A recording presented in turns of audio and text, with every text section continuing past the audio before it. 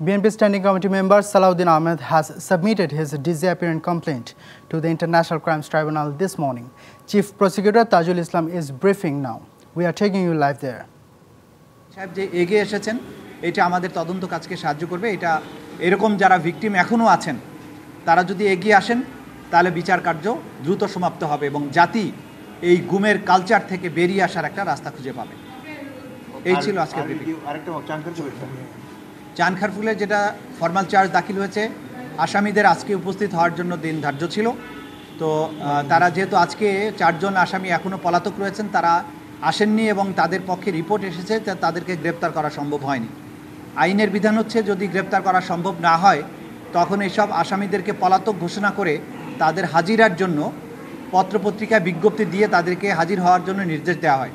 আজকে আদালত নির্দেশ দিয়েছেন যে 4 জন ডিএমপির কমিশনার হাবিবুর রহমান সহ যে বাকি 3 জন পুলিশ অফিসার তাদেরকে কয় তারিখে আগামী 22 জুন তারিখে এই আদালতে হাজির হবার জন্য নির্দেশ দিয়েছেন, যেটা বাংলাদেশের দুটো বহুল প্রচারিত জাতীয় দৈনিকে এই নোটিশটা ছাপার জন্য নির্দেশ দিয়েছেন।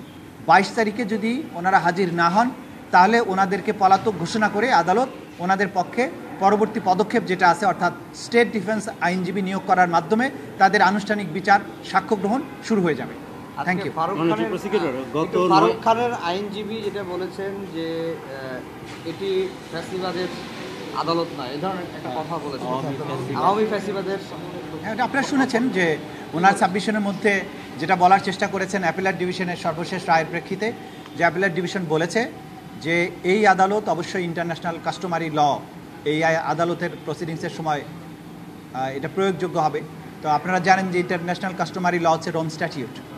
তো সেই ক্ষেত্রে রোম স্ট্যাটিউট থেকে আমরা এলিমেন্টস অফ ক্রাইমস কিন্তু আমাদের লতে নিয়েছি।